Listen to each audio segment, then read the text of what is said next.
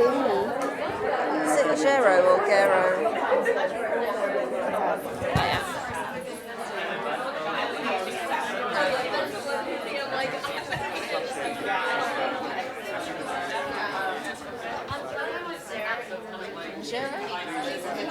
So accent and And excellent. Yeah. No, it's just G's are difficult anyway. Like, G's are very difficult. If we don't get the G's right, we won't get anything right today. So like if I've done myself sitting reading it. So want to give you a 5 minutes more? We'll definitely. We'll think. Would you like 5 minutes? So I should be like less than 15 minutes, and if at 10 minutes you want to give me. of course, we'll give you. Once I got to 10 minutes, just give me like that. Yeah. So I know that I'm ready to start. Should we agree we'll give everyone 10 minutes? We'll give everyone so you know you've done 10 minutes. I'll throw this pencil. Are you expecting like 15 minutes? 10 to 15, so yeah. It's one of those books that you have in the theatre to try to keep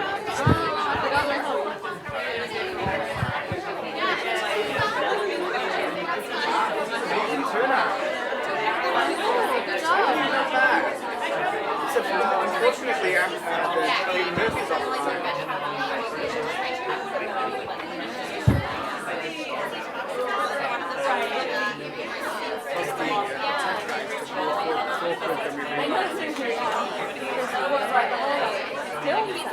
it is pretty nice.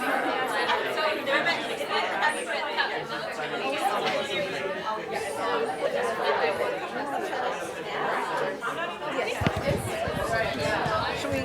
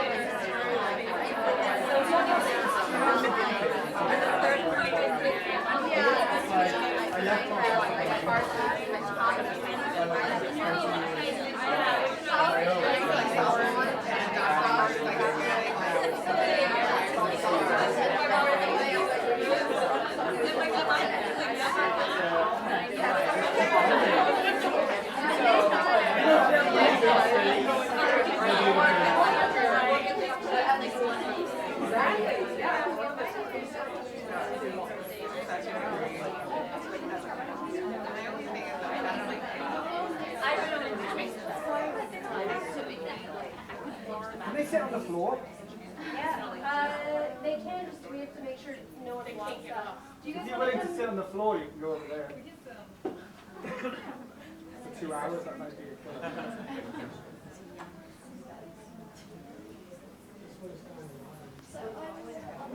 After 10 minutes, I'll let everyone know you have 10 minutes, okay? So you have that.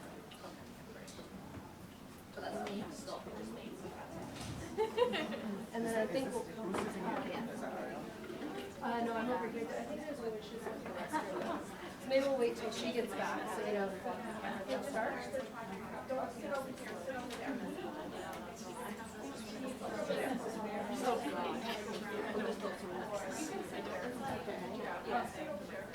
Like from a root place.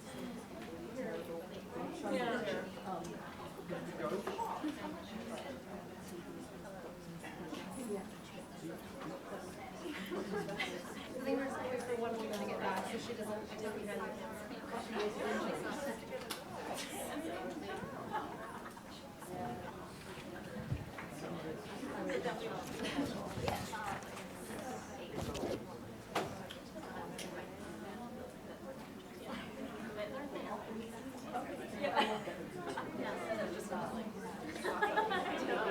Right, they don't know.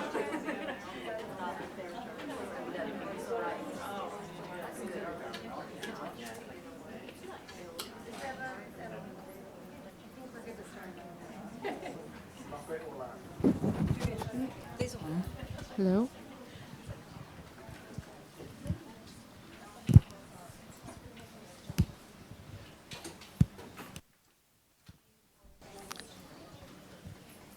Hello? Is this on? Hello?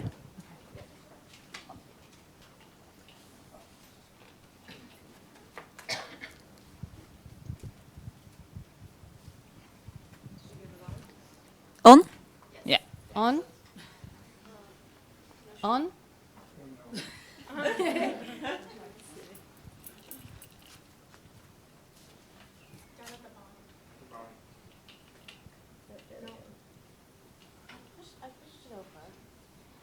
She did flick the switch.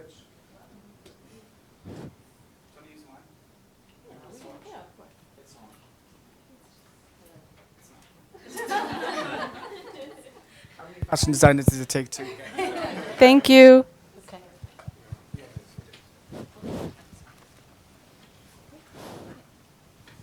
Well, hello and welcome to this our first FRN New York event. I'm Ellen Sampson and this is Alexis Romano, and we are co-founders and co-chairs of the Fashion Research Network.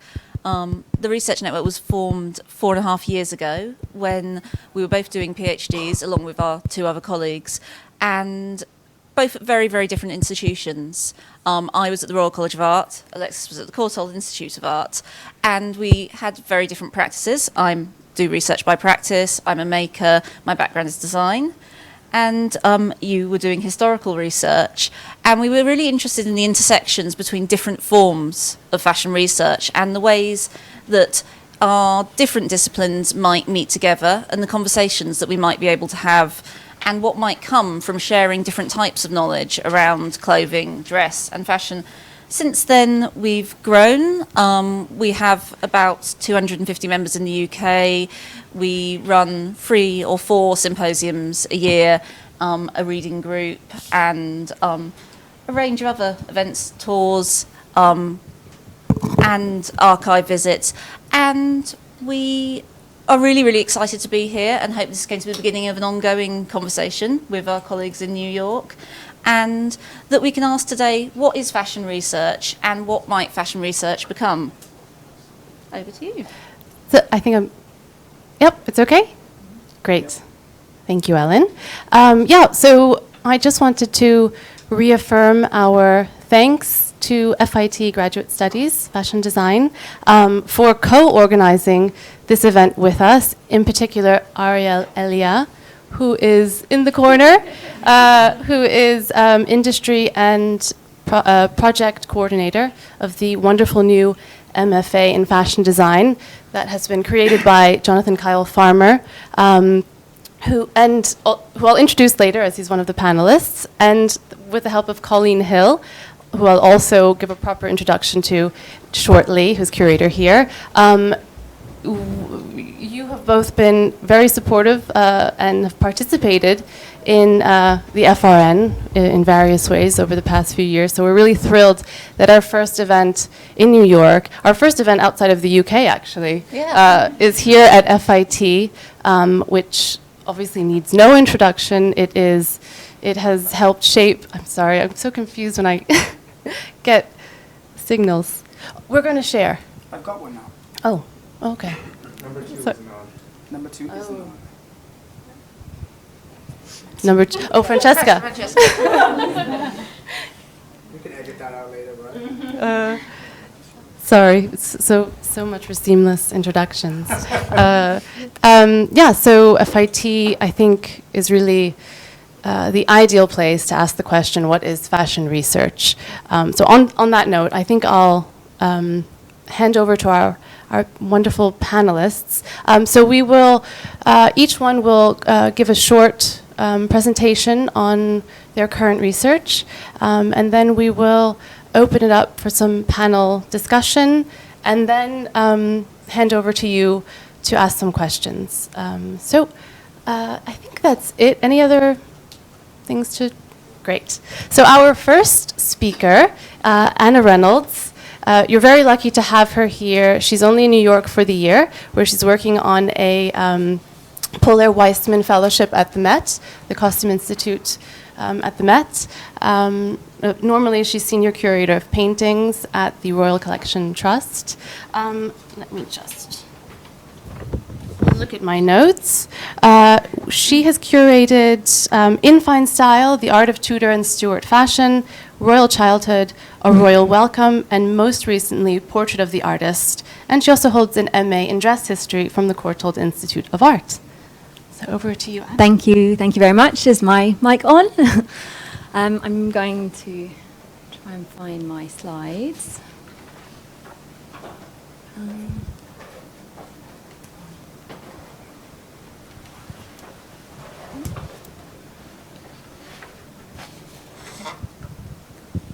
Okay, great.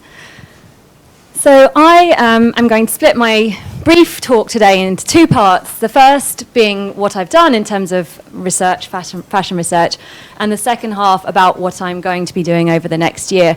It's going to be such a whistle-stop tour, I'm sorry, but hopefully if you have any questions, you'll have a chance to catch up afterwards or ask them in the panel discussion. So for the last 10 years, I've been working at the Royal Collection in London, but that encompasses all the royal palaces that you can think of. So Buckingham Palace, Windsor Castle are the most obvious ones, but also all the private residences and places like Hampton Court, Balmoral up in Scotland. And as curator of paintings, I look after about 8,000 paintings that we have there. But most relevant to today is an exhibition I curated in 2013 or 14. I don't know if anyone managed to see it. It was in London and in Edinburgh. And it focused on Tudor and Stuart fashion. And it really was intended to draw attention to the clothes that we see in portraits and really put fashion at the centre of the exhibition rather than focusing on who the sitters are or who the artists are. It was very much about what they're wearing. So you can see all the advertising, for example, cut off the heads of the figures and really focused in on the details of dress. This is an example of the type of thing that we did for this exhibition. So we would take a Royal Collection painting, like this one of Charles I by Daniel Meitens, and as far as possible, I would try and select very carefully chosen items of clothing from the right period that we could then use to enhance our understanding of the paintings and sort of demonstrate what we can learn from three-dimensional garments that we can't get from paintings and how one informs the other, and really provide a way in for people perhaps that they maybe hadn't considered before. So we would display this doublet. We displayed it in a case in the round so everyone could go all the way around it. We would show on the audio guide what the inside looks like. We would draw attention to things like the seams that you can see here, where every single piece of fabric at this time, because it was so expensive, was kept and used because it was so precious. This is an example of the doublet on display, and this is the book that accompanied the exhibition. And we very much wanted to position the clothes and the paintings in close proximity, so you got these viewpoints from one to the other, and you were asked to think about how they relate to each other. And we really wanted to almost make the items of clothing the star objects in the exhibition, and put them in the centre, and sort of the paintings surrounded them, but we really wanted each one to speak on its own, so we didn't sort of crowd the cases. We gave each one the space to really understand it. This is an example. I'm going to give you just a few examples of the type of research that came out of the preparation for that exhibition. So this is one example. These are two paintings that we now know come from the same. They were cut from the same planks of wood. They're produced by the artist attributed to Scrotts, that is. So this is Elizabeth I as a princess, about 13 years old, and her half-brother Edward, the future 6th of England.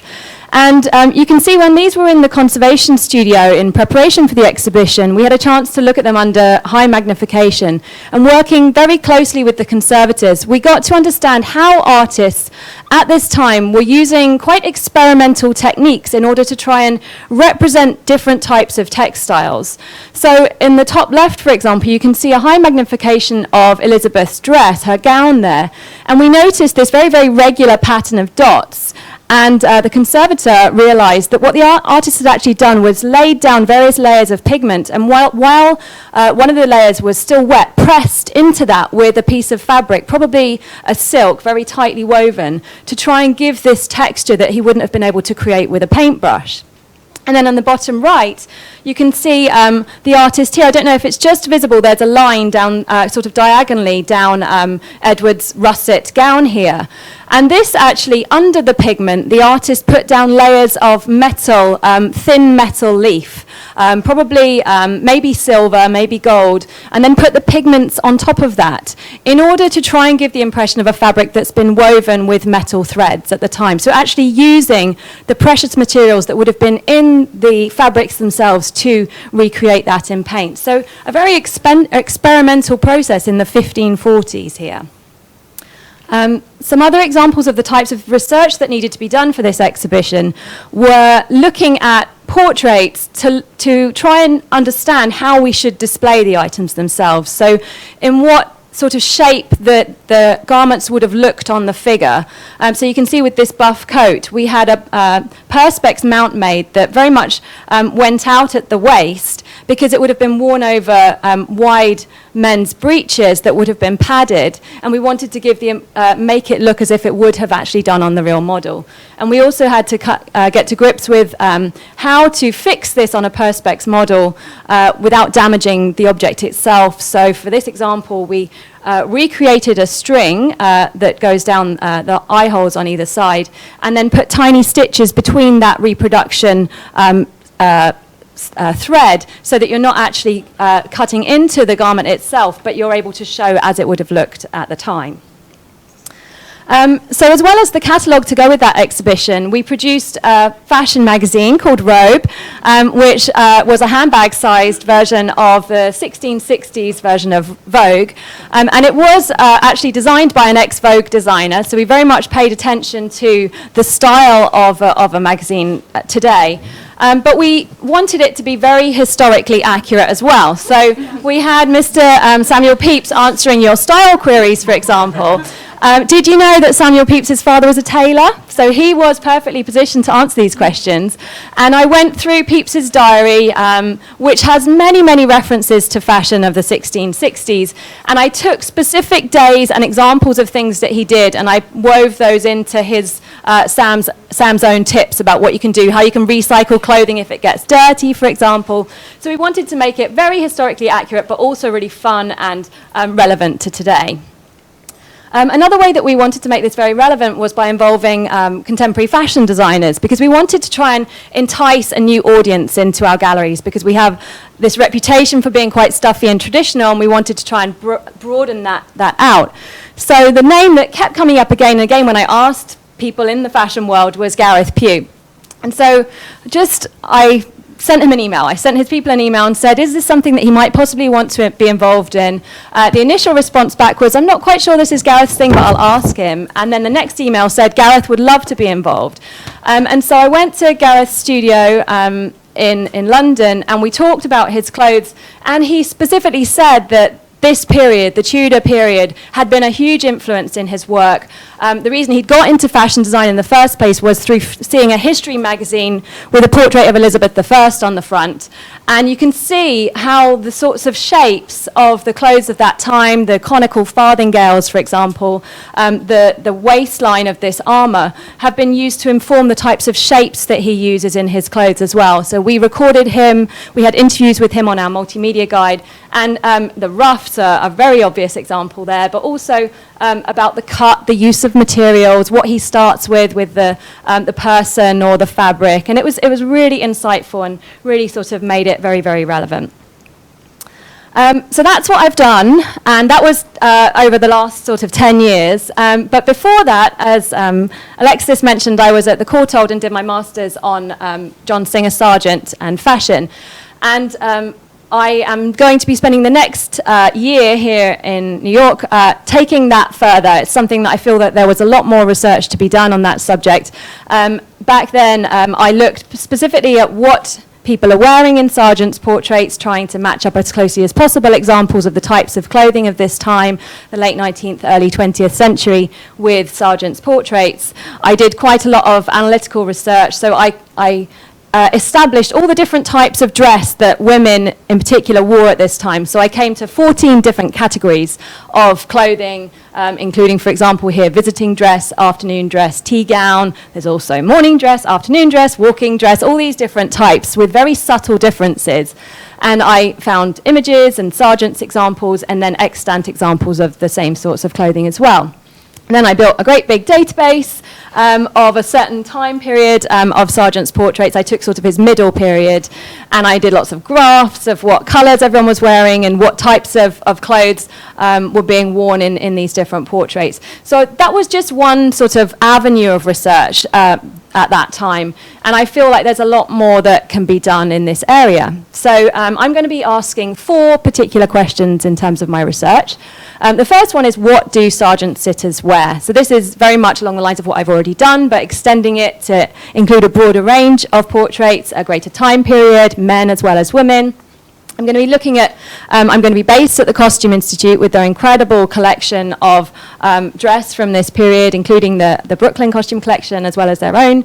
And I'm going to be looking at who the designers were, what sort of features Sargent chooses to emphasize in his portraits and which ones he sort of generalizes or simplifies or overlooks even, which type of fabrics he particularly focuses on. I'm going to be relating it to the Met's portraits as well as the Met's clothing collections as well. So this is just one example I picked just for today. I must say that I have done very little research on this so far because I start on Friday. So this is what I will be doing. But looking at these sorts of things, here's another example of a Worth dress in the Met with a portrait, not identical, but you can see the similarities in terms of the style and the cut and the decoration and the length of the train and all these types of things I'm going to be seeing what Sargent is choosing to focus on. So what do they wear is the first question. The second question is, where did sergeant sitters buy clothing? So this is where being based in New York is fantastic. Hoping to travel up to Boston, but also having a history in London and also having been to Paris a lot as well. I'm sort of looking at all these different areas where sergeant sitters bought their clothes and the fashion cycle and how people moved from New York. Okay, thanks. And sort of through these different areas. And I'm going to be looking at historic maps of the time and looking at where the dressmakers were based and where they relate to artist studios and where they relate to the residences of the sitters themselves and seeing how those all relate to each other. I am going to be looking at how exactly Sargent paints dress, so what techniques he uses. And this is one example. So to paint pearls, he initially starts to paint every pearl individually, but as he gets more accomplished and more fluent and more with greater virtuosity, he paints pearls by a single line of paint with just some white dots, and when you stand back it resolves itself and looks just like a pearl necklace. So looking at these sort of tips or these kind of shortcuts that he does will kind of get my eye in. Here's another example of how he translates a ball gown of that type into just a few strokes of paint that when you stand back it all works. And then I'm going to be also looking at how Sargent's techniques relate to other artists of the time. So here's Baldini, John White Alexander, and then Anders Zorn, just as 3 sort of contemporaries and how they differently approach this question. And then finally, what can we infer about Sargent's own attitudes to dress? So this is looking at what he wears himself, how he chooses to be represented in his portraits and in his photographs, but also what we can tell about his paintings, his watercolours particularly, that weren't commissions, that weren't discussed in conjunction with a patron, that were done for his own pleasure, that were done, what did he particularly pay attention to and how does he represent those elements? A rare glimpse of female leg, for example, here on the left-hand side that you would never actually see in a formal portrait. And then finally, just some examples of caricatures that I've found that Sargent has produced here. So the huge gigot sleeves of the late 19th century, a huge bonnet. And I think this idea that he had a sort of humorous approach to fashion. He saw fashion as had all these fun elements, and then which parts he chooses to sort of emphasize and which he chooses to downplay in his portraits. So I'm going to wrap up there, and if you have any questions, happy to answer them at the end. Okay.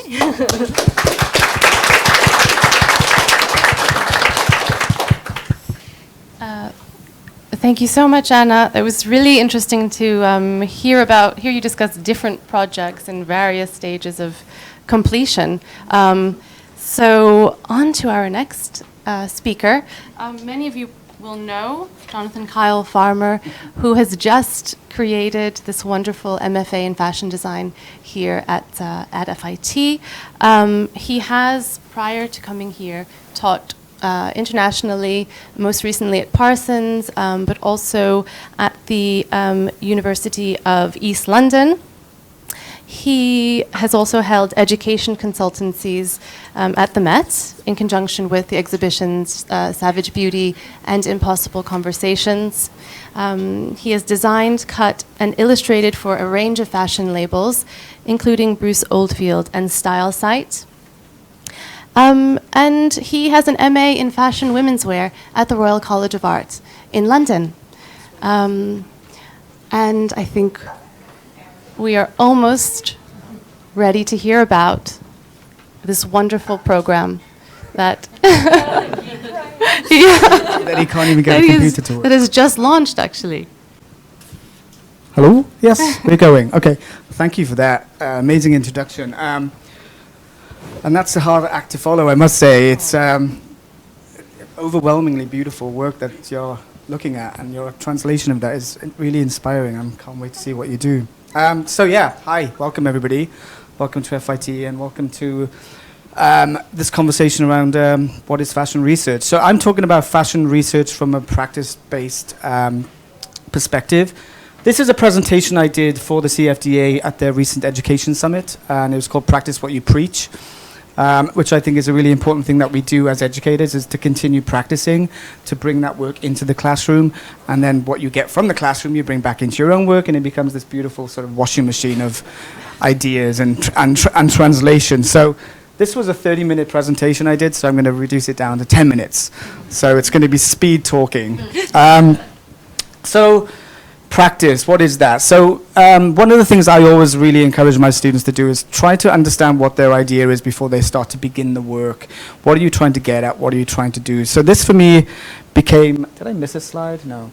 This is, I've always been obsessed with the concept of a palindrome, you know, something that reads the same forwards as it does backwards, and applying that to the idea of pattern cutting. So if you look at the body, essentially it is a palindrome in terms of traditional pattern cutting, front, back, side. So I started a body of work called Drawing with Scissors, which literally addressed the idea of the historical way in which fashion design is taught within schools, the draw it, make it system, something that we inherited from the days in which we sent manufacturers would send illustrators to Paris to draw the collections, to bring them back to produce clothes through a draw it, make it system. So I'm looking at the idea in which you can draw it, make it, draw it. And the concept of the body as a palindrome. So I started by folding a piece of paper in half and cutting out what resembles a body. It's not really quite a body, but it's close. And then just looking at the internal information inside that palindrome that makes it front, back, side, side. And I developed this concept of a 5D sketchbook as I was doing the work. And I think one of the things I talk about a lot is the being open to seeing what the work can evolve into. So this 5D sketchbook came about by simply the photographing of the work. So if you can see, when I started to light the work, it started to take on a life of its own. And that became the idea of applying a 2D system, a piece of paper, folded in half, which became 3D, photographing it, which became 4D, the shadowing became 5D, and then I take it into a digital space in the next phase, which I'll show you. So this is the idea of a life study of sleeve and hand cut in one. So the other thing I was looking at is where does the body begin and the garment end, and vice versa? And is there an interaction between the two, and what happens in that space? Is there something that can be caught on and explored on in terms of the interaction between the garment and the body? And we're just going to go through some work. So this is one of my first dolls. I call them dolls, and some people don't like them being called dolls. They think it's like not big enough, but I think it's perfectly fine to call them dolls. Nothing wrong with a doll. So literally, it's pattern cutting, and it's drawing, and it's designing, and it's illustrating, and it's styling, all at the same time. But it's all done with a pair of scissors, hence the name Drawing with Scissors, which before I named it, I didn't realize that it was I'd stolen it from Monet or Matisse, but that's okay. So literally the pattern cutting and how that pattern cutting can then be translated into shadows to make an illustration that's being cast by light. And really interesting proportions. But the thing I like about this is because they're about this big, so. And when I make them, my studio is like something out of Texas Chainsaw Massacre. There's heads everywhere and legs everywhere, and it's not until I put it all together that it becomes a person. But the interesting thing is when you take these pattern pieces that are actual body pieces and arms and legs and skirts and pants and heads, and you put them into a Gerber system or Electra system, and you grade them up, and you print them out large scale, they're actually clothes as well. So you can actually wear these illustrations. Just more examples of how the lighting captures different proportions and scales, and how this I became more fascinated by the illustration that was the light, actually. This became a really big focus for me. So then bringing it back, this dance between the 2D, 3D, pattern cutting, illustration, designing, drawing. So pattern cutting, and I thought about the idea of the palindrome of a tailored jacket and how we could then manipulate that and how we could turn that palindrome of a pattern into a pattern itself. And how we could, and so these are all palindromes of jackets. But then I thought about how we could use technologies, 2D, 3D, 5D, projection. How could I then project back onto the body to manipulate the pattern onto an already existing? So all of this is questions that I'm asking. I'm not answering them. That's the process of practice-based research, is actually the exploration of doing. So, doing as research, research doesn't have to live just in a library or in a gallery and looking at other people's work, even though I respect that hugely. But my research is the actual practice of making and seeing what happens when you are open to accidents happening and open to seeing those accidents and observing them and reacting to them. And this is where I took it into a digital space where I worked with my intern assistant at the time, who was amazing at some of the SketchUp programs and Rhino and all that kind of stuff, which I'm not accomplished with at all. We digitized them and then we animated them, and I think this is. We won't do it in the movie. You can watch it on YouTube. But this is, you can see stills from the movie here of how we animated it and how we saw exactly what you're doing in a completely, how do we contextualize something from a 2D space into a 3D space and get people to look all the way around the item. And then this is some of the exhibition photographs from Singapore. So this has traveled the world. As Mary Davis, our dean, says that they're the most well-traveled paper dolls in the world. They've been to Paris, they've been to London, they've been shown in New York, they've been shown in Shanghai, they've been shown in Singapore, and everybody keeps asking me, when are you going to do more? But I need a break from these dolls for a while. But it was a beautifully curated. I worked with someone in Singapore to do this one. But again, it's what you were saying about giving people space to walk around the item and giving it room to breathe, so it takes on a life of its own. So these are just some stills, and I just love the way they sort of elevate and float in space and time. And a friend of mine, Kira's here, who actually wrote an article about my work for my first exhibition in New York, and she wrote something about the fact that it was very religious to sort of have to bend down and have a look at these things in a sort of monastic way, which I was previously going to be a priest a long time ago. That's a whole other story.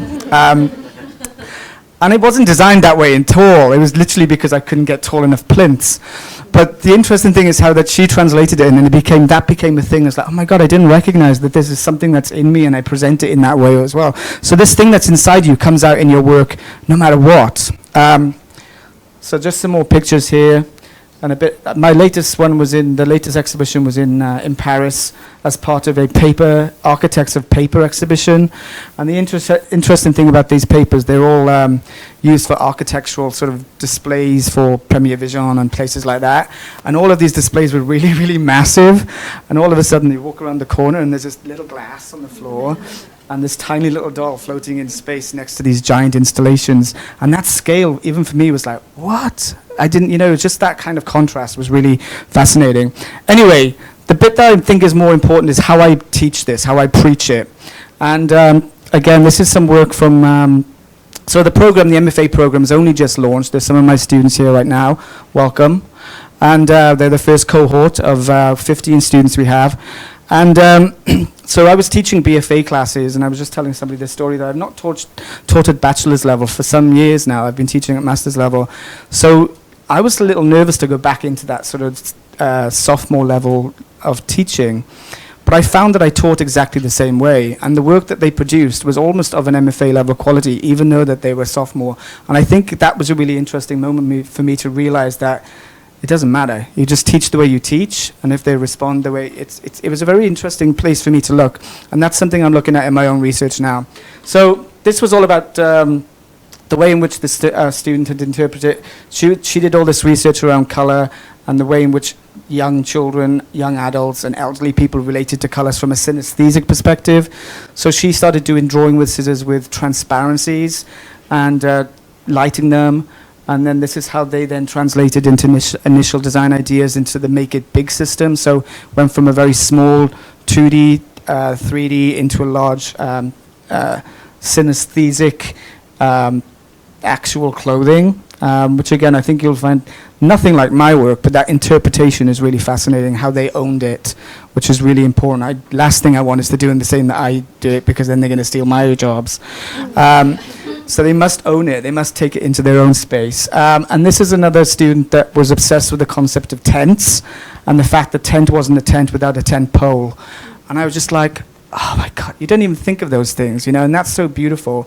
So I said, what happens if the body is the tent pole? Okay, 5 minutes, all right, and we're nearly done actually. The body is the tent pole, and what if we remove the body and the garment doesn't exist without the body, and so on and so forth, the relationship with the body, the garment. And then we did all this, her version of drawing with scissors, and then how then she started to drape with those things in the relationship between the tent pole as the body, the frame, the boning, the construction details, and then how that then gets tented. Again, very process-driven, you know, exploration through play, through making. And then the last one I'm going to talk to you about is this one called Blank, and it was about the development, which she spelt wrong, I just noticed. I have to go back and change her grade. But the relationship between the bits, you know, so you do get that influence on them, and they make it their own. But I think what was really exciting is about how they then took this drawing with scissors idea and took it into a space that this was called, like I said, the Blank, and then it turned into this sort of which, you know, is nothing like what I do. But that sort of ownership and the self-application of your own ideas, your own life, your own experiences, and how that then comes out in your work. And that was my little plug for FIT. I'll move on from that. And that's the thank you. Questions, comments at the end. Thank you very much.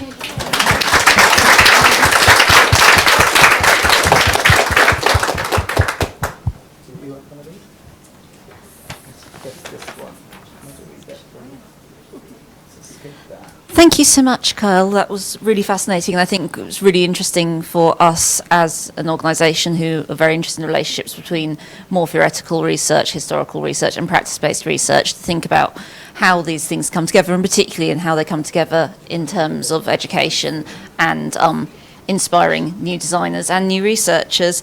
We're delighted to introduce Francesca Granata, who is the director of the MA in Fashion Studies and assistant professor in the School of Art and Design and Theory at Parsons School of Design. That's a really long title. Her research focuses on 20th century contemporary visual and material culture, with a particular focus on fashion history and theories around gender and performance studies. Her amazing new book, Experimental Fashion, Performance Art, Carnival and the Grotesque Body, came out last year, and I very much recommend people take a look at it.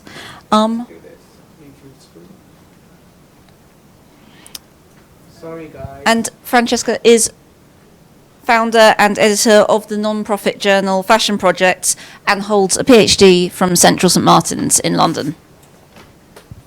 Hi. Thank you so much for having me.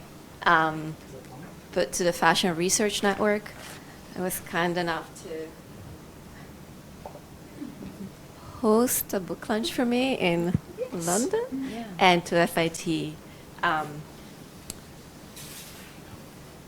So I will actually present on a work that research I already completed.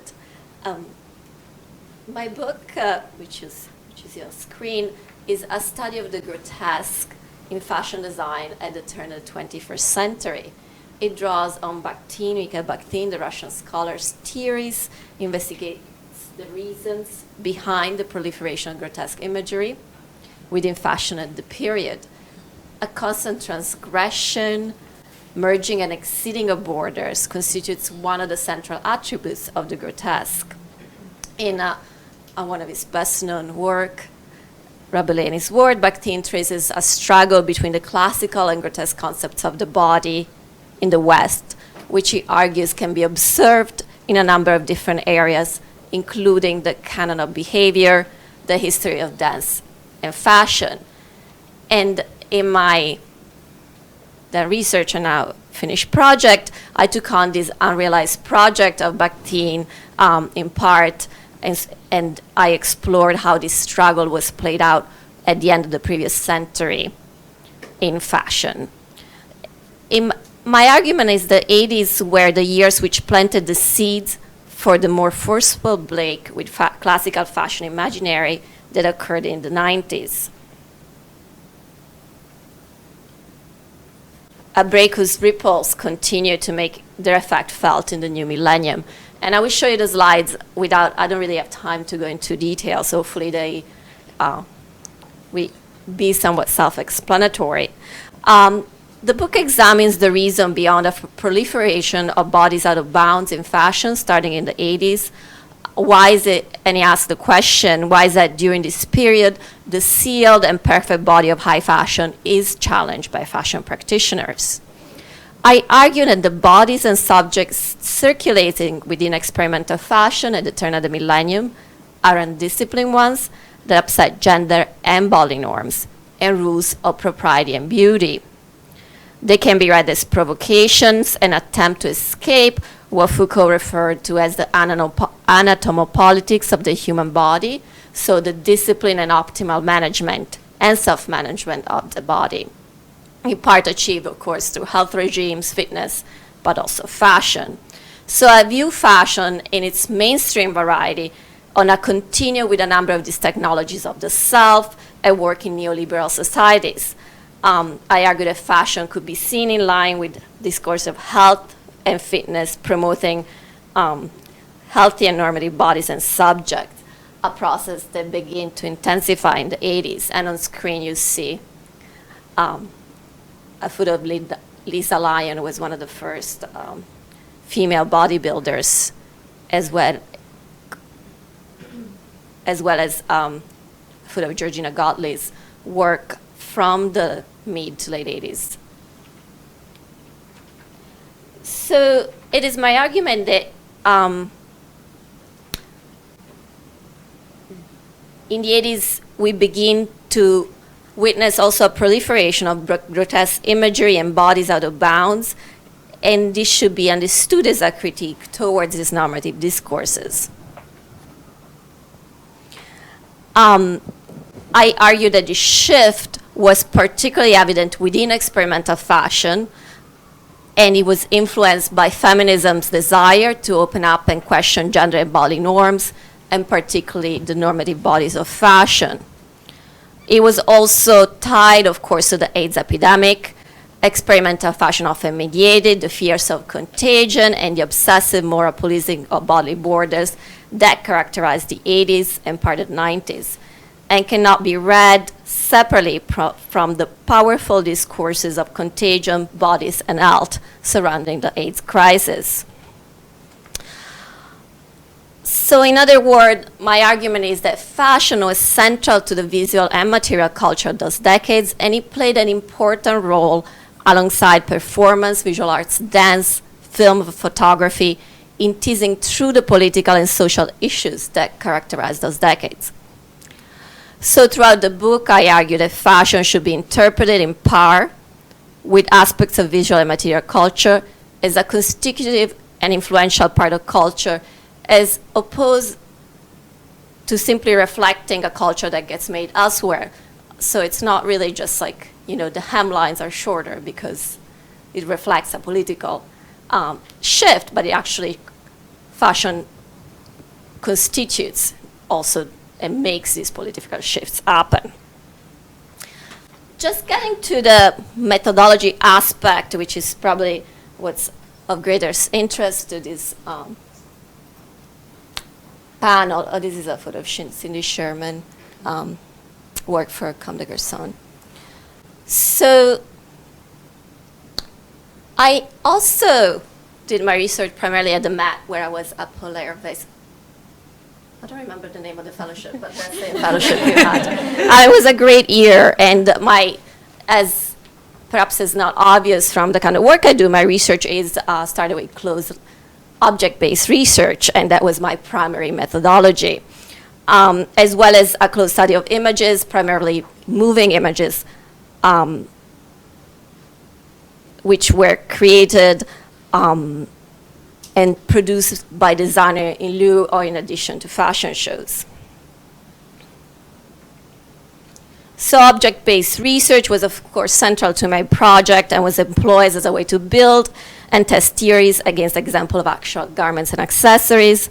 For instance, a close examination of the work I discussed was in fact necessary to unveil the garment's construction technique, which are often hard to ascertain from photographs where you don't see, obviously, the inside of a garment. And for instance, in this instance, I looked at Rei Kawakubo's collection, well-known collection from 1997, to see how the construction articulated a kind of different body shape, to what extent it created a pregnant body shape, to what extent it did not. And I examined, photographed, measured, and whenever possible, handled surviving garments in a range of archives. These were particularly interesting garments to look at and kind of handle firsthand this enlarged collection by Margiela from the late 90s, early 00s. And my research was done at the Met, but also the Mode Museum, the Victoria and Albert Museum, as well as Nicola Bari's own archive. And it was based, of course, on methods by Jules Brown and Valerie Steele's application of them to fashion. Another important methodology was, in my research, was a close studies of moving images, so which started with the techniques of video and filmmaking, but also a close analysis, of course, of the mise-en-scène. Since my work engaged with near contemporary fashion, so we'd start with a lot of film at a time when videos and films were produced concomitantly with the garments. In fact, I think as fashion shows become more prominent, some designers not only stage increasingly elaborate shows, but they often produce films and videos to go with them, and the fashion show itself became a recorded event, primarily to be circulated as moving image. And of course, the mise-en-scène is highly important in examining a fashion videos or fashion films where there's hardly any narrative, right? They're primarily non-narratives, and so the mise-en-scène is the most important aspects of the piece. So the mise-en-scène, of course, includes garments and makeup. To a lesser extent, my methodology involved oral history, and I interviewed, whenever possible, practitioners or their surviving collaborators. What I found interesting in the research was how, even though I was looking near contemporary fashion, it wasn't necessarily particularly well documented, particularly in the case, especially in the case of smaller designers like Godley or Lee Bowery.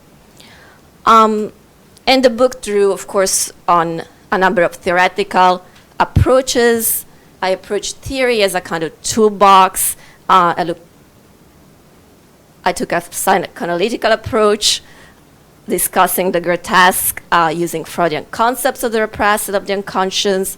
I used an approach developed within gender studies, discussing the grotesque in relation to feminine subjectivity, the maternal, performativity, and I borrowed from anthropology, particularly cultural and medical anthropology, to look at a range of designers and the use of certain inversions and other imagery.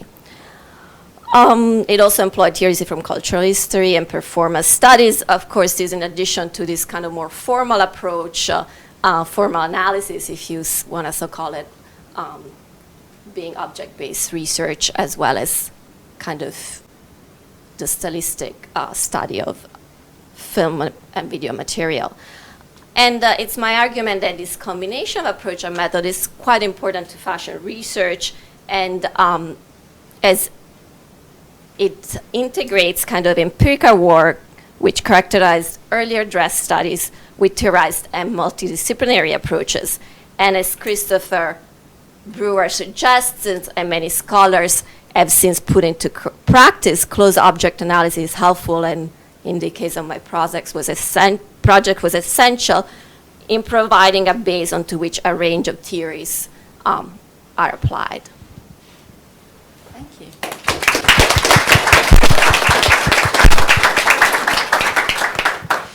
Thank you so much. That was really fascinating, and I think there's something really striking about thinking about these relationships between the body and the garment, which keep coming up again and again. We're now delighted to present Colleen Hill, who is curator of costume and accessories at the museum here at Fashion Institute Technology. She has an MA in Fashion and Textile Studies from FIT, and since joining FIT 11 years ago, has co-curated 10 exhibitions, including most recently Paris Refashioned, Fairytale Fashion, and Exposed, A History of Lingerie. She has published a book on sustainable fashion with Bloomsbury and 4 more books with Yale University Press. Thank you, Ellen. Hello, everyone.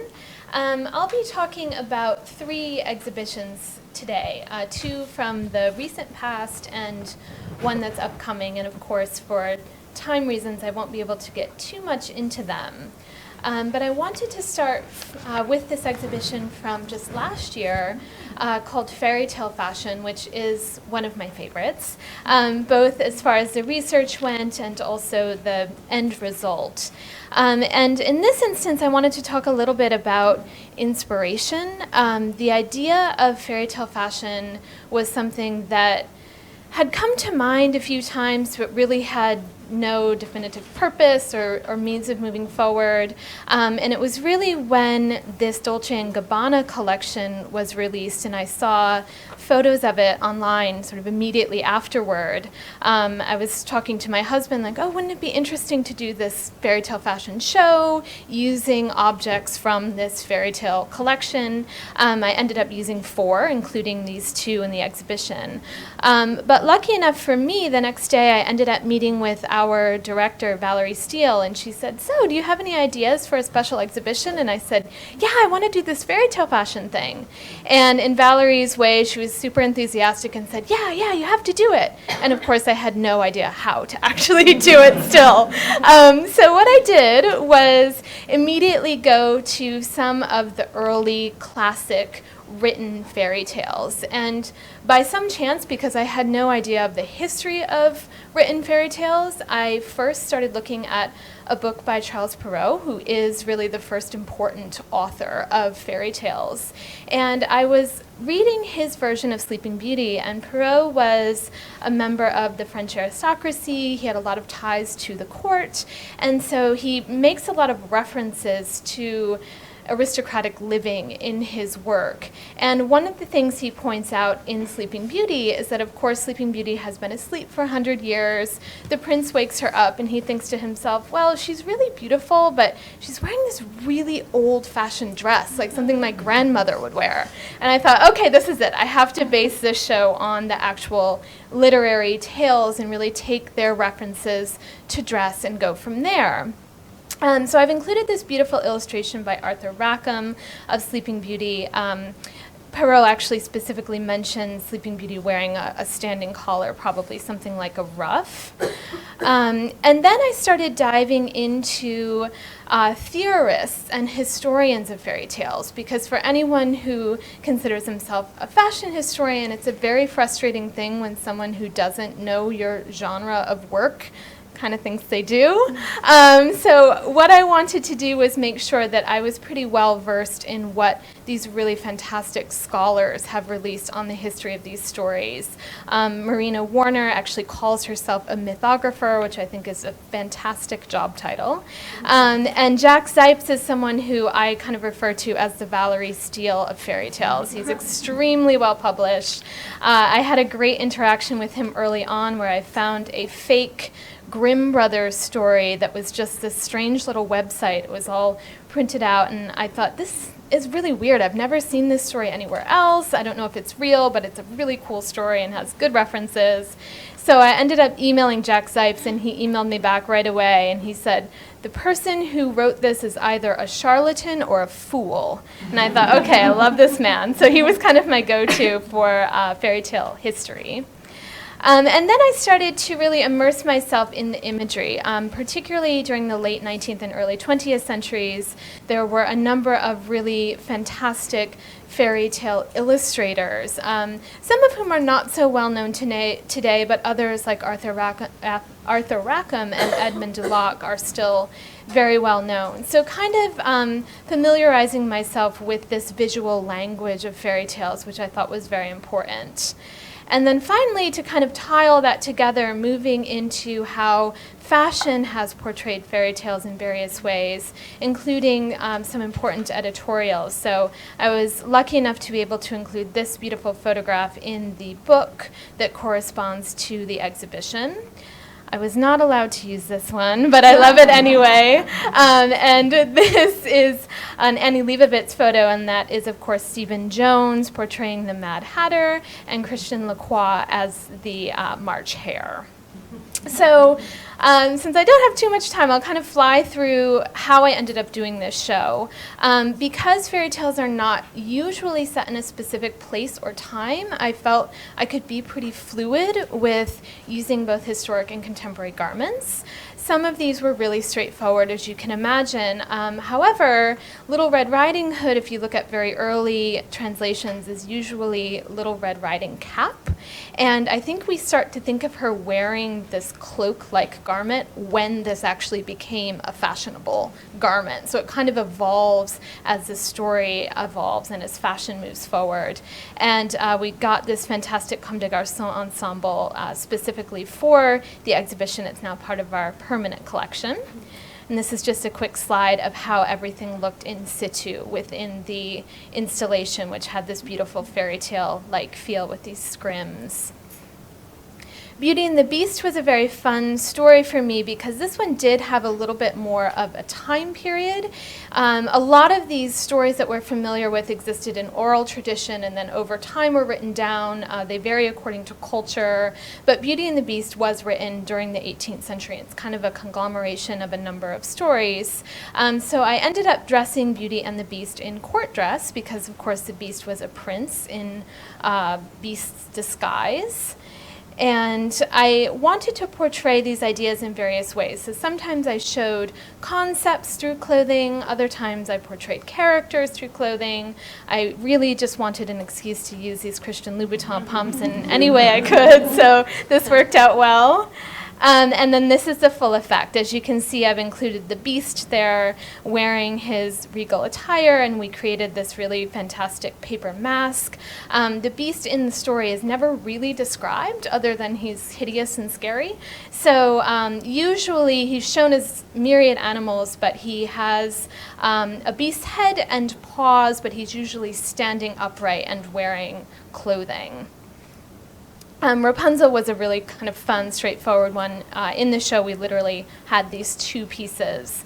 This hair curtain, which is really quite a floor-to-ceiling piece, and this McQueen dress, which was actually part of a collection about witches, which works very well with the idea of the sorceress or the witch who traps Rapunzel in the tower. Snow White was another fun one. This story is actually much more complicated than most of us recall from the Disney version, in that the stepmother tries to kill Snow White 3 times. The first time is through lacing her corset or her stays too tightly, which is why I've included this Dolce corset dress. The second time is using a poisoned comb. Poor Snow White is not very smart, so she keeps getting tricked. And then the third time is through the poisoned apple, which I've included in the Judith Lever Minaudière here. And this was the effect as it was on the platform. We had a little Snow White in a faux coffin, and then we also represented the stepmother with this great Rick Owens ensemble that happened to have this comb hairpiece. And there is the book, which lovely Ellen also contributed to, and I think we'll talk a little bit more about using books as a way to pour a lot more research into things. Paris Refashioned was just this year. It just closed in April. And this was a show that I had been thinking about for some time for a couple of reasons, one of which was because I did my master's thesis on the impact of Sylvie Vartan and Françoise Hardy on fashion in France during the 60s. And so I expanded my research quite a bit for this exhibition, but really specifically wanted to focus on the fact that the Museum at FIT collection has really wonderful pieces from this time period. So this was in our special exhibitions gallery, but it was using only MFIT pieces. I started in '57 because that's when Saint Laurent takes over at the House of Dior. This is a piece from his first collection for Dior. We have things like a first season André Courrèges suit. Also some fantastic ready-to-wear. And what I really wanted to do here was juxtapose French couture and ready-to-wear. Ready-to-wear was really coming into its own in France during this time period with people like Riquiel and Emmanuel Kahn leading the way. This is the introductory room. This was 1957 to circa 60, all couture, so it had a very different feel. It was kind of sedated and quiet, and the pieces, of course, were very high-end. And then as we went into the main gallery, I mixed up the couture and the ready-to-wear, and it had a much more colorful 60s vibe to it. I did indicate on the labels what was ready-to-wear and what was couture, but I didn't want to make that distinction in the way that I actually positioned the objects.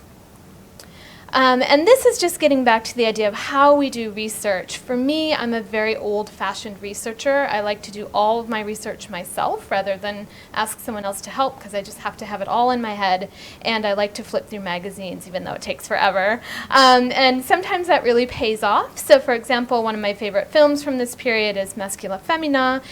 Chantal Goya here is wearing a Daniel Echter ensemble. I had no idea. I just stumbled upon this in Elle magazine. I didn't know it was red. I didn't know much about it at all.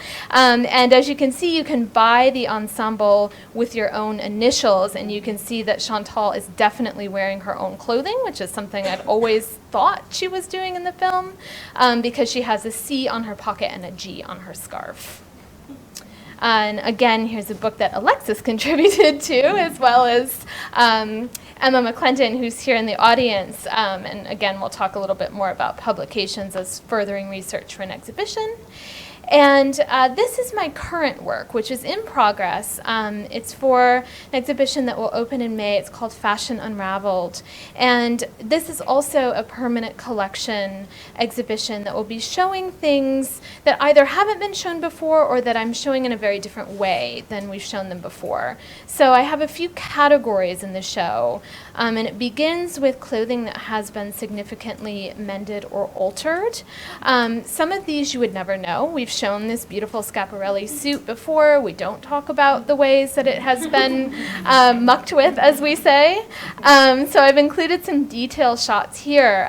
The wearer was actually a Vogue editor, but she altered the skirt's waistband. She altered the hem a couple of times. You can see some repairs inside the jacket. So this is the kind of thing that I'm going to be talking about. Is kind of behind the scenes look at objects in many museum collections. They're very rarely perfect. This is a great gown from circa 1840. This is an idea that I'm kind of obsessed with, which is turning 18th century gowns into 19th century gowns. And this example is extra special because, as you can see, we have the original sleeve ruffles. It's very rare that these pieces come with their old components still part of them. And this bodice was literally turned back to front. You can kind of get a good sense looking at it what's happened to it. And then this is another very interesting piece. As you can see, we've dressed it. It kind of looks like a normal bustle gown. And then you look closely, and for whatever reason, it's never actually been finished. So there's a lot of speculation involved in this, but it also is very much just based on solid, old-fashioned object research. And then I'm kind of ending these ideas of mending and repurposing and unfinished garments with the idea of deconstruction. So these very intentional modes of representation here represented by a Bernard Wilhelm piece, but I'll also have Comme des Garçons, Margiela, the kind of usual suspects with that. Thank you.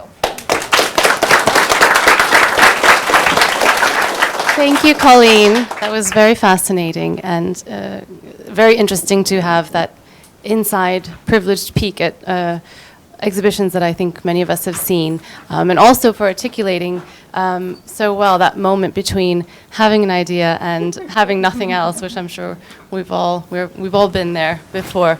So our final panelist is Cassandra Giraud, who is Assistant Conservator at the Costume Institute of the Metropolitan Museum of Arts. Her main focus is preparing objects for interdepartmental and outgoing loans, and I believe she's going to be talking about a particularly fascinating garment and loan for you today. Prior to that, she worked in the collections department at the Costume Institute and at the Cooper Hewitt Smithsonian Museum of Design. And like Colleen, she holds an MA in Fashion and Textile Studies, History Theory, Museum Practice from right here at FIT. So, go ahead. Thank you. All right, so I'm going to talk about a project I did a couple years ago.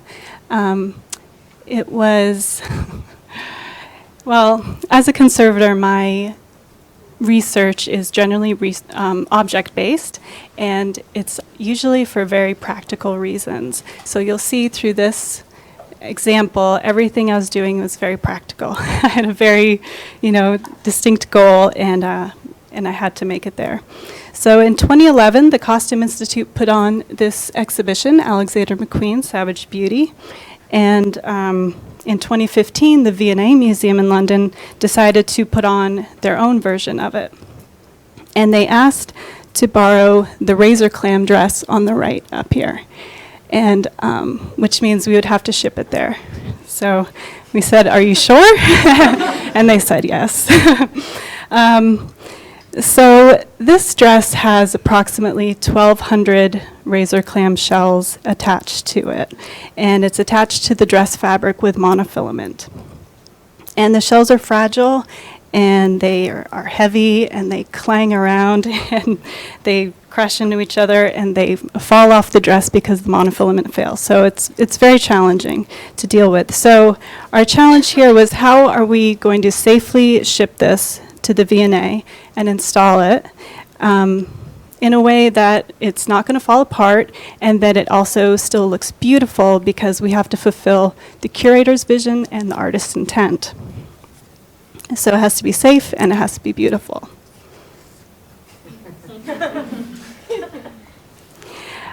So I started my research just looking at the documentation that we have at the museum. And so in looking through our database, I found these photos, which wasn't a huge part of my research, but I thought I'd share it because it's kind of a fun photo. So on the left is the image as it appeared in the catalog, and on the right is the image before retouching. So obviously this was taken before the object was accessioned into our collection, because we don't allow live models to wear our dresses. But I thought it was kind of a fun thing that you find looking through your records, and also a reminder that when you're looking at the object, if you find white stuff on the inside, you remember, oh yeah, it's body paint.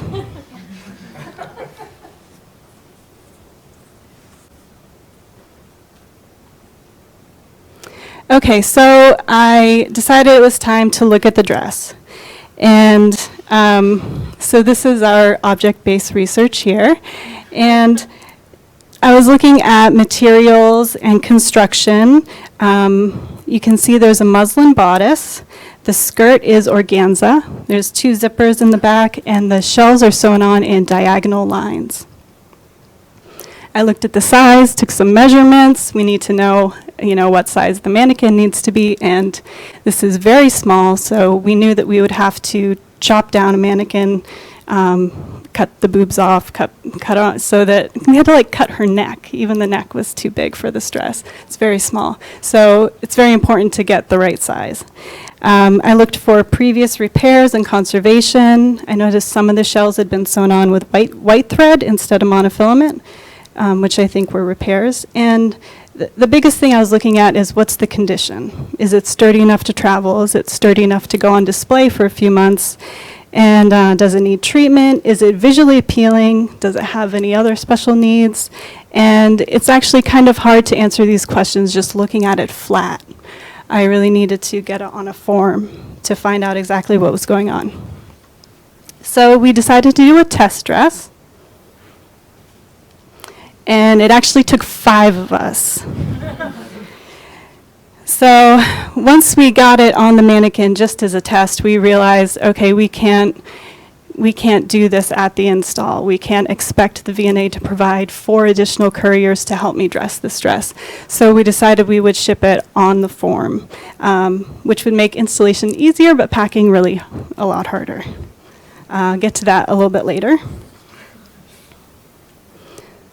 But once it was on the mannequin, it was a lot easier to see what was going on and to see how the shells react to gravity and movement, how well they were attached. And I was also able to see that there are 2 big bald spots on each hip. And I wasn't really sure what caused these bald spots because it doesn't seem like an obvious place where the shells would break off.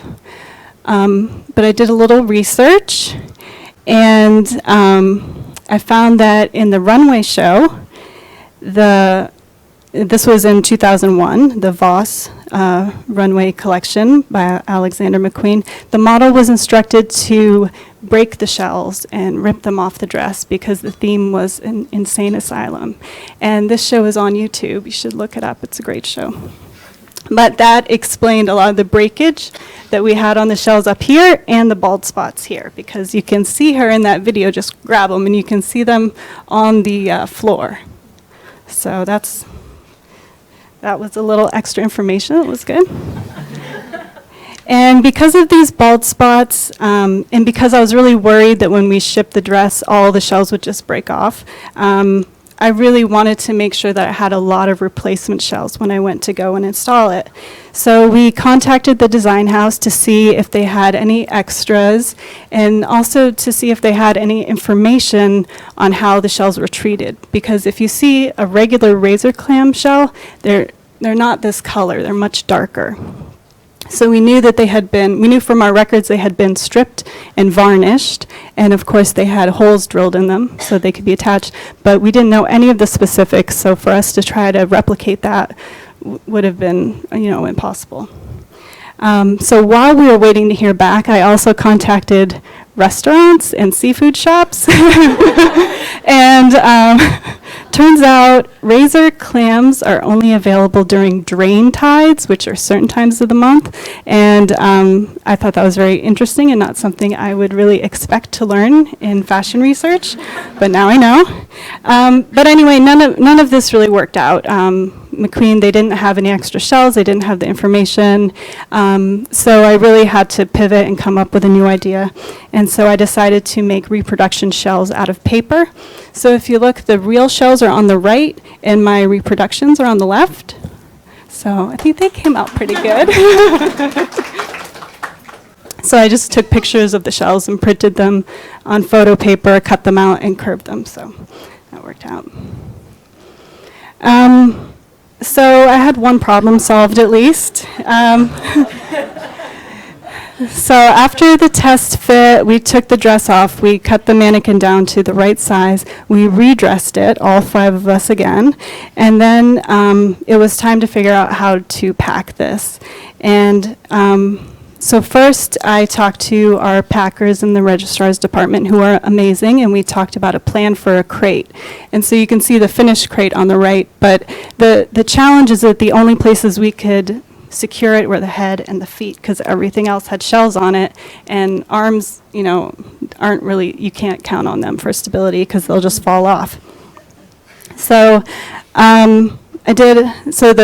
the packers would make the crate, but I did the internal packing. So it's lots of tissue and some custom Tyvek and batting pads, and you can see how it turned out there. And another thing we had to think about was the height of the crate, because the mannequin itself is a good 6 feet. So this crate is 92 inches high, which is 7.5 feet high. And because of that, it had to fly on a cargo plane. So it was a really long courier trip. We trucked to JFK. We took an overnight cargo/passenger flight. So of course that flight couldn't just go right to London. It had to go to Amsterdam. So then I had to truck to a ferry and take another overnight trip on the ferry, which I'm pretty sure was the only female on the whole thing, and then finally truck to the V&A. How long did that take? It was over 2 days. It took forever, yeah. And when we got to the V&A, the crate was like just short enough to make it through the hallways. Like, we had to move aside a light fixture at one point. It was amazing. But it was successful. So you can see the final product here. And even after we installed it, I kept doing a little more research, and I spoke with my colleagues in conservation at the V&A, and we talked about shipping objects on mannequins, and they do it a lot, mostly on dress forms. And so they were super generous and really shared a lot of tips. And so if we ever have to do this again, I'm going to feel a lot more confident next time. And just to sum up the different types of research I did in this project, we look a lot at our documentation. For conservators, documentation is very important, and the objects, of course, are always the main thing. And object history, like finding out about the runway show, I think of that as a little more curatorial research, but that's always helpful too. And we do a lot of research about treatments and materials, and so it's a lot of different types of research. I threw in the packing there just because that was such a huge part of this project. So it's just, I don't know, it's, I don't know how to sum it up, but but basically we gathered a lot of information from a lot of different sources, and then we were able to achieve the challenge that was given us, and the dress was safe and it was beautiful.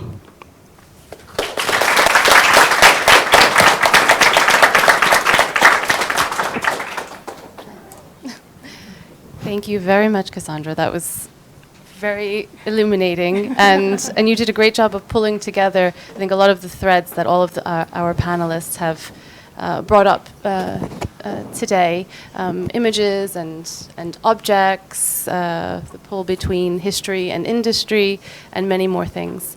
So I think we would like to thank, before we get to the second part of the event, we'd like to thank all of our panelists for their fantastic presentations. And we have about 10 minutes. Right, we have 40 more minutes, but we'll ask you a few questions for the next 10 or 15 minutes and then open it up to the audience. Ellen, would you like to do the honors? Absolutely.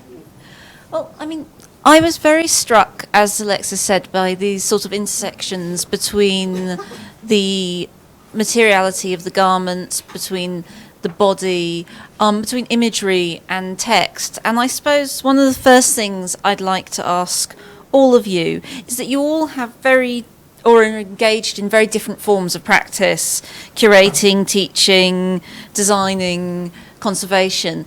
And I suppose I'd like to know how you see your practices intersecting with writing and the relationship between written fashion research and more practice-based or practical aspects of your roles. Someone else go. I'm going to fix this. Well, I think for somebody whose professional life is primarily university, writing, and in a art history program, obviously writing is somewhat the final product, Absolutely. generally speaking. For a few people, they might be working curators, but it's quite rare, at least in my department. So I think it was fascinating because I usually speak to an audience that's doesn't do their primary research on object, but books. So I think I obviously have the opposite experience. It was fascinating for me to hear all the different way object-based research is done.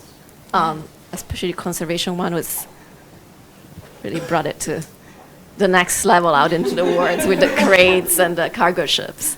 But yeah. Brilliant. Colleen?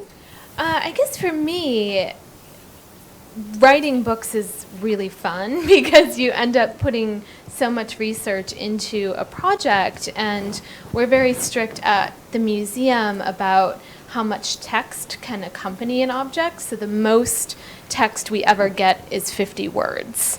And obviously there's usually a lot more to say or a lot more that you want to contextualize. I have never written a book that isn't based on an exhibition that I've done. So that means I've taken the object-based research, and it really does have to start for me with objects. And then I've expanded upon that a lot. And I think especially for Fairytale Fashion, all I could really do in the exhibition was summarize the stories because not all of them were familiar, or people might have been thinking of a different version than I was thinking, and then relate the objects in 50 words or less to those stories. That's it. So I didn't really get to talk about the history of the story or draw in much of the imagery. And so I think being able to look at things in a bit of a broader sense, in a more multidisciplinary sense, is what makes writing so exciting for me. Writing is really... Is this someone who hit this microphone? This one works. Hello, hi. So writing for me has always been the most horrific thing in my entire life. I'm dyslexic, and I've literally hidden from it in a major way all my life. And then I got this job, and I had to write a curriculum. And I was like, oh, that's what this job is, okay. So I had 10 weeks to design 21 courses, and I had to write them, develop them, research them.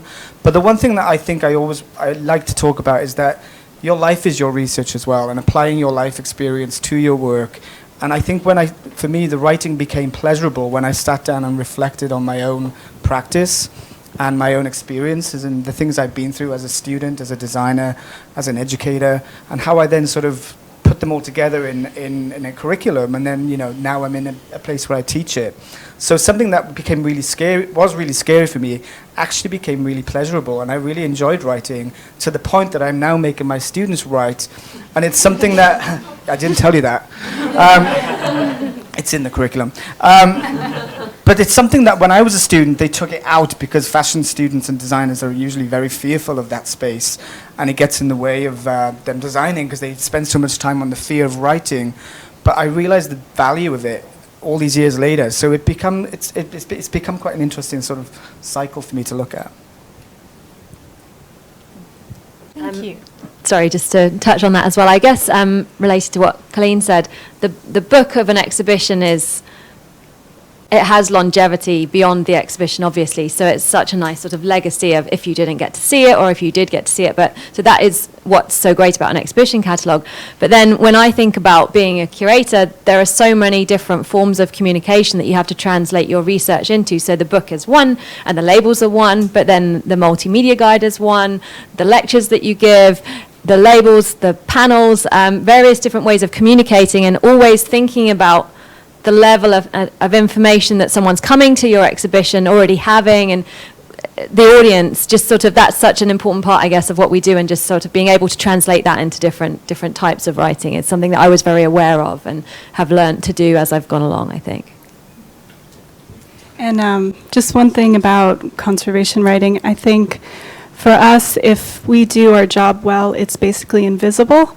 And so it helps if when conservators do treatments or do things that they put a lot of work into, if they share it, it's very helpful to everyone else, because then we don't have to start from zero and reinvent the wheel. Maybe somebody did something similar and we can adapt it to what we have to do. So in a way, that's very helpful.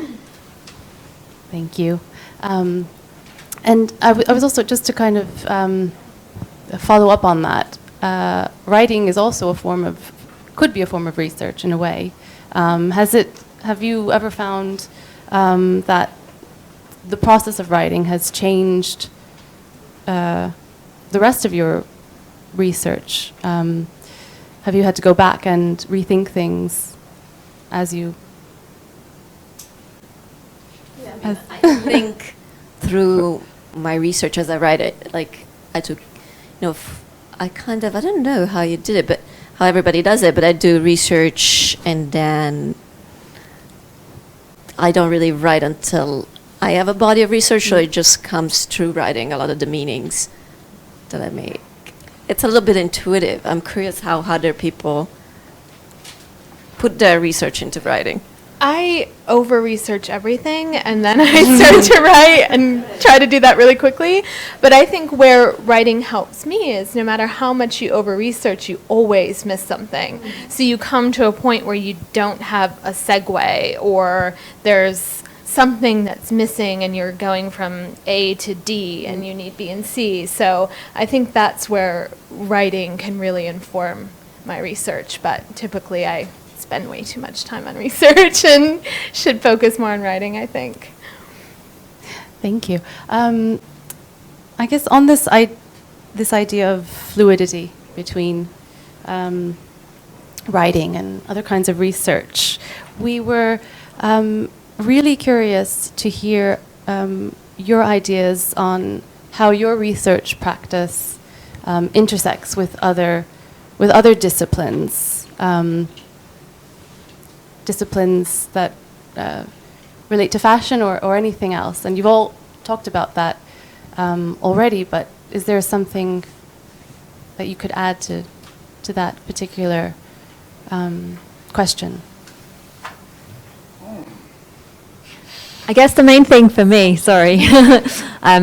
is the main people I work most closely with are the conservators. And being a paintings curator, I work closely with our paintings conservators. And just the interplay between looking very, very closely with them under an optivisor, under a magnifying glass, looking at the paint samples, cross-sections, and asking each other the questions that will then push our research further. They need curatorial information, historical information about how the painting looked, photographs of a painting at many years in the past, and I need their technical expertise, and so that's hugely important. Like I couldn't have done the exhibition I did without very, very close cooperation with our conservation team, and I think that works in terms of textile conservation as well as paintings as well. So that's the main one for me. I think from an education perspective, I think there's two main areas that I sort of intersect with in my own practice, which is my students, first and foremost, and then of course industry, and how those three things sort of work with each other and how they influence each other and how they inform each other. I think that would be the most, where things most cross over outside of the realm of fashion, because my students are doing work around interior design, the students doing work around the concepts of morning dress and how people dress differently when they're in mourning, so psychology and psychiatry and all that kind of stuff. So to get new fashion, we have to look beyond fashion to get to a new space, and that's what we're trying to do. Similarly, I think that's what makes researching fashion so hard, that it encompasses so many different disciplines. I think it's almost like overwhelming at times. Like it's, it is object, but it's image, it's still image, it's moving image. So you're looking at, and it's of course like a bodily practice. So people wear fashion, you can look at it as an everyday practice. So it is highly interdisciplinary, and each project is going to draw on different disciplinary approaches. I thought it was interesting how, also for me, when I was doing the object-based research in museum, the collection staff was so helpful in teaching me how to read the garments, and then this incredible knowledge that they were so willing to share. So that was great. Brilliant. I mean, I think one thing I'm very interested in is that fashion studies or fashion research as a sort of formal taught university subject is still a relatively young discipline, and we all come from quite different areas of fashion studies. But I suppose I'd be interested to know how you see the discipline evolving, what you think the future of fashion studies or fashion research as something which exists within educational institutions might be. I think this panel says a lot about what the future will be, which is that we all do overlap in some way, even though technically we're working in different areas of fashion. And I think as fashion studies evolves and it becomes a bigger field, it will also all sort of meld together in new and interesting ways. And as Francesca was saying, become increasingly interdisciplinary and accepted as an interdisciplinary practice. Yeah, from the point of view, for instance, of fashion exhibition has been really exciting, but again, fairly overwhelming how much more there is now than even 10, 15 years ago. So I think it's, even if you see at that particular context, it's such a kind of fast-growing field. And within university, it's such a fast-growing, well, not that fast-growing, but it's a growing field. Yeah. I think it's about bringing fashion studies into the fashion design space as well, and not seeing it as just this project runway culture of, getting inspiration, go and buy some swatches, and then make a dress. Instead, knowing why, having the background, understanding where it comes from, respecting that heritage, and then standing up and saying, I recognize where it comes from, and I respect that, but now I'm going to do it my way. Taking it to that next level, and then that generates the next layer of fashion studies, when the students come in 20 years, there's a reference in your own work, I'm talking about washing machines a lot, but it's a cycle, it's a fashion cycle, Also, within the museum, we see a lot of other departments wanting to borrow fashion and incorporating that into their exhibitions. And so I think that opens up a whole new audience and creates a lot of new connections. And I think that's really promising. Yeah.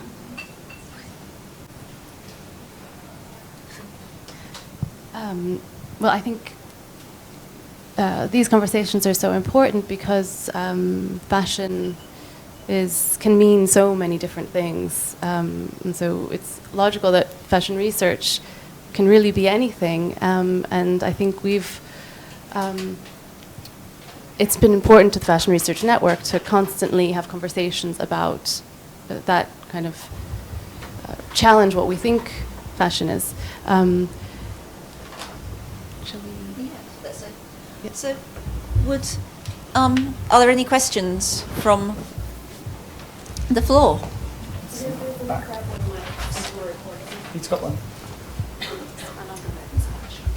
There's one at the back.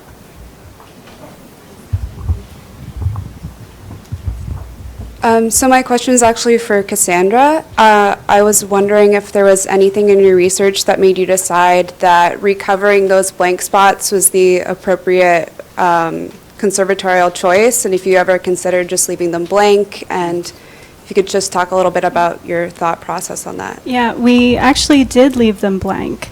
I printed up a whole bunch of those shells and then decided that we could wait until we got to the V&A and got it installed to see if it was needed.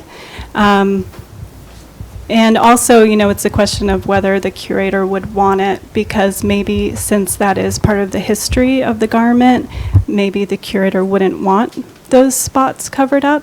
So I decided just to wait until we got there. And when we got there, the placement of the case was in a way that those bald spots weren't distracting or anything, because that's really what we want to avoid is someone being distracted by a condition issue when they're looking at a garment. We want them to see how the artist intended it to be, unless there's, another reason. But yeah, so we didn't cover them up because we do tend to try to do the minimal, but we could have if the placement was different and if they were distracting.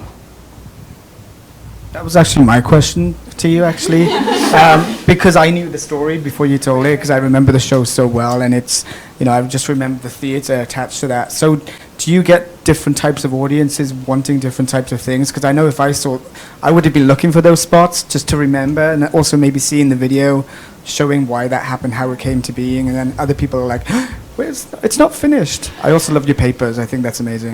Thank you. We really take our direction from the curators, and so it depends on how they want to display it. I can imagine if they were showing that dress alongside the video, maybe they would really want to highlight those bald spots or have some broken shells around. So we would just really go with what the curator's vision is. I love the fact that you call them bald spots. I picture a head, two-headed, talking about grotesque.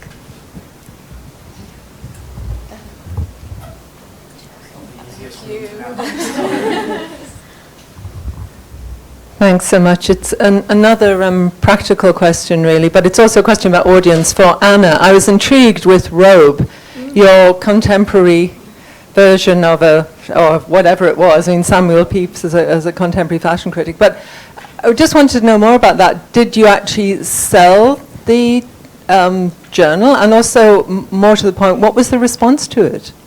Speaking again of audience. Yes, we sold it. It was about £3, so $4, something like that. So compared to the exhibition catalogue, which was about £30, it was a nice memento of the exhibition that was much more affordable to this new type of audience that we were trying to get in. It included lots of objects, as many objects as possible from the exhibition included within the different articles. It was edited by Professor Aileen Ribeiro, who taught me at the Courtauld, and she specifically wrote all the section on beauty, and it included lots of contemporary. It was very much beauty and fashion. So she had a particular eye for accuracy and things being, very historically accurate. So I think that made it more than some other examples of trying to do this, where it has just looked like a token thing that is quite throwaway and doesn't really have much substance. I was actually really proud of it in the end. The same designer, the Vogue designer, did the main catalogue and did Robe as well. So somehow she managed to split her time between the two. And we got great feedback from it. Like we sold out all our copies that we printed. I can't remember. I think it was something like 7,000, something like that, which is pretty good. And we gave it to all the fashion colleges that we worked with, and they have kind of versions to reference as well. So I think it worked really well. I just want to follow up on Hazel's question about Rome with Anna, because I got really intrigued by how you explained the Mr. Pepys writing. So it sounds like you were taking this sort of primary source, but then it became an act of creative writing. Yeah. And I was wondering, were you involved with that writing, or who was doing that writing, and how did you end up sort of synergizing and figuring out where to draw the line between this historical accuracy and this imaginative, new, appealing piece of writing? Yeah, it's strange because I am not a writer, like a fictional writer in any way. I studied sciences at university, and I have quite a factual, analytical approach to my research. So this was a whole new thing for me to try and sort of be very imaginative. And I was writing it at the same time as I was writing the main catalogue. Sort of, I'd write the main catalogue during the days in the library, and then I'd go home and sit in front of the TV and think, what would Samuel Pepys say in this kind of pop culture version of life that I'm living in now? So I'm ashamed to say quite a lot of Robe was in the evenings when I was sort of on my sofa just thinking, how can I make this relevant? But I started by going through the diaries, searching an electronic version, so that was a little bit easier for every contemporary 17th century dress word I could think of. So I got all the references pulled up, and I took, there is one particular example where he has I think it's a cloak, and he goes out and he actually poos all over it somehow. He has some kind of diarrhea explosion. And he writes this down in his diary. And then he says, I took this beshit cloak to my father, and then he turned it into breeches. So I took that and said, like, it didn't need much extra imagination to make that into an anecdote that could then be quite, I was careful in my language, but it actually happened. So like, I didn't need too much imagination in that one. And there are other examples as well. So yeah, Pepys is full of wonderful comments like that. Maybe that's where Lee Bowery got the idea from. Close connection. Methodological reference. Anyone else?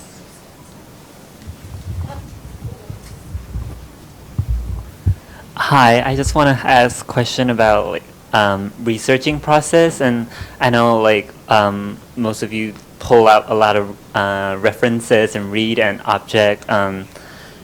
How do you not get distracted or lost in the middle of the process and still recognize what you're doing, or if you feel the need to change the direction, how do you $1 million research question. and, yeah.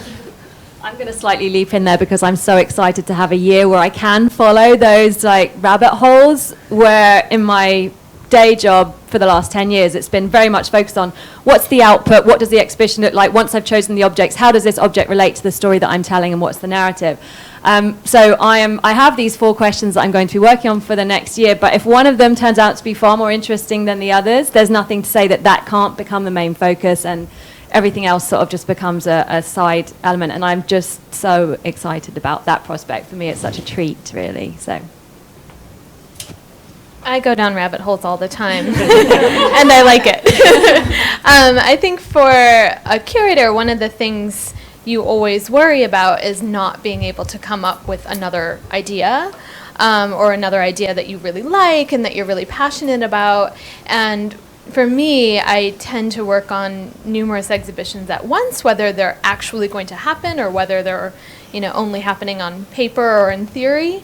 And that's part of the reason that I love doing so much primary research and actually flipping through magazines and getting all of that in my brain, because I think it really helps to inspire. But also, when I go down these rabbit holes, I think it's not right for this project, but it's definitely good for this other one. So it's a little bit difficult, but you also learn how to manage your note taking and saving images and balancing these different ideas. So as long as it doesn't go too off the rails, I really like that process.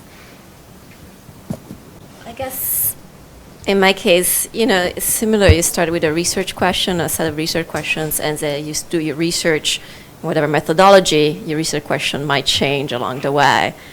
But yeah, I did meander quite a lot. That's why it took me so long.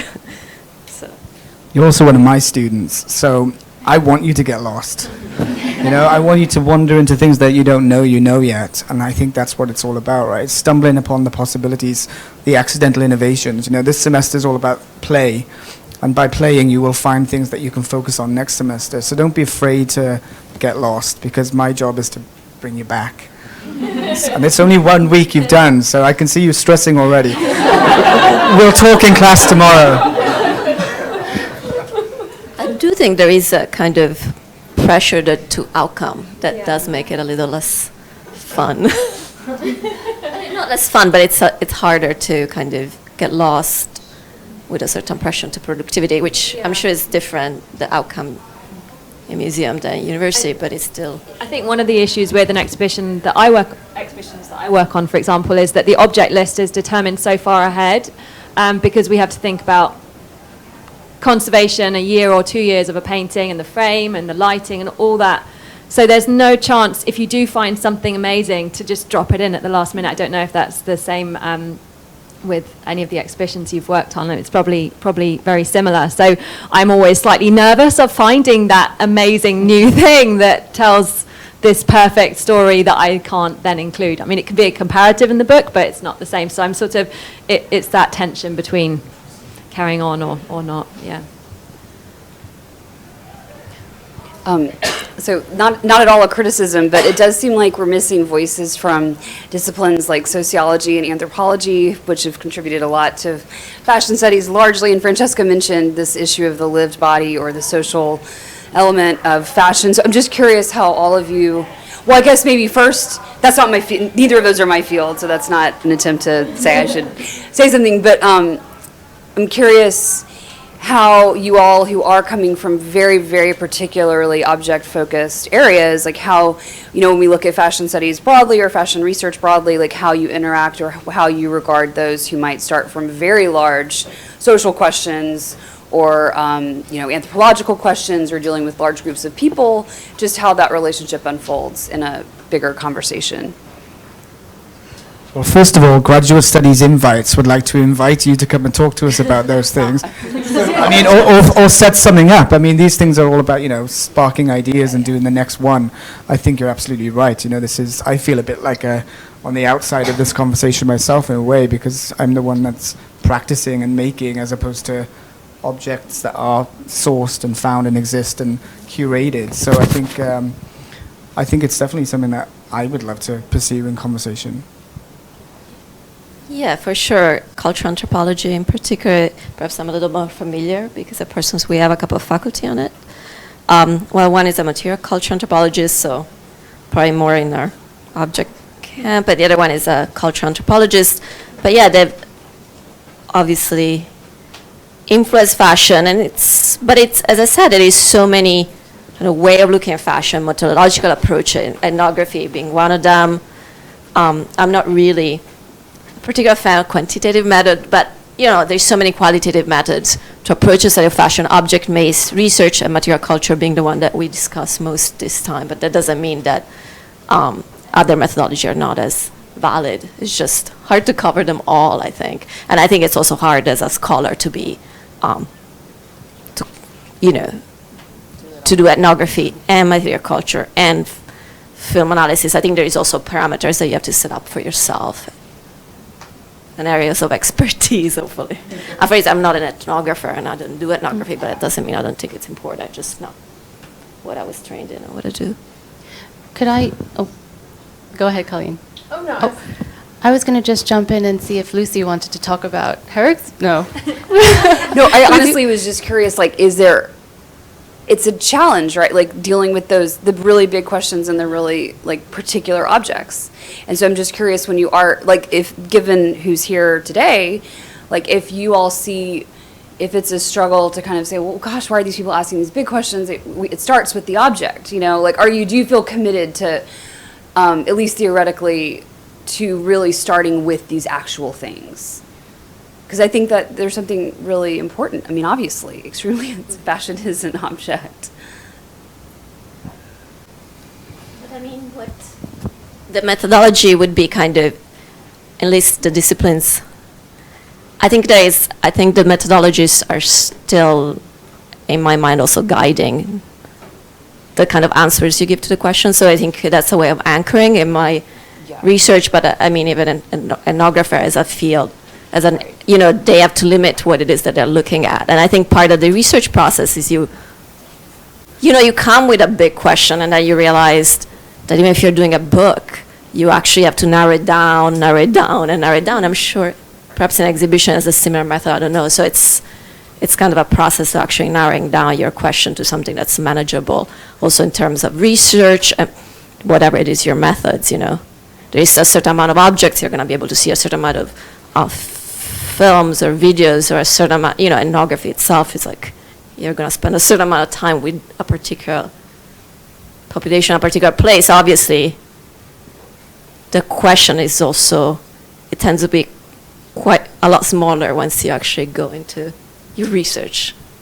That's perhaps to add to that a little bit, I think that perhaps the material turn in general has meant a lot of us, even those from social sciences, have ended up turning more towards objects and looking more at artifacts, and that there is, even those very large questions seem to be being approached much more through a lens of materiality and the material and specific things at the moment. I don't know if that is the case, but that's generally my sense.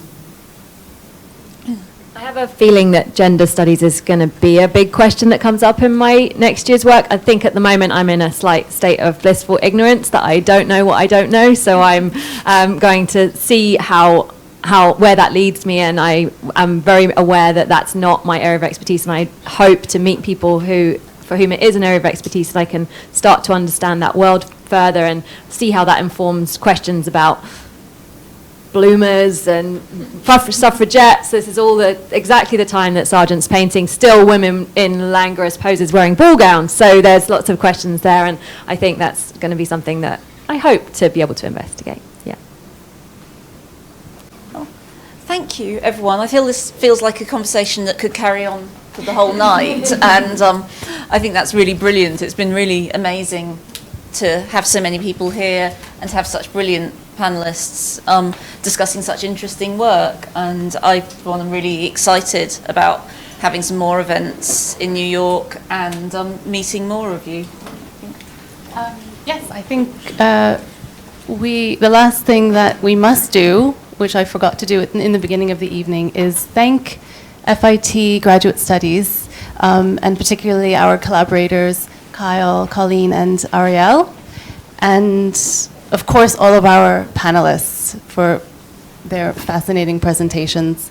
And thank you, Fashion Research Network, very much. And thank you to the audience for your input. And I forgot to mention, thank you so much, FIT, for providing this buffet. So please grab something on your way out. Say something about how we can get involved with fashion? So if you have signed up via Eventbrite, we have your email address, and if you would prefer not to be on our mailing list, please do let us know. But if not, we will send you an email to confirm that you want to be on our mailing list, and let you know about future events. Thank you very much.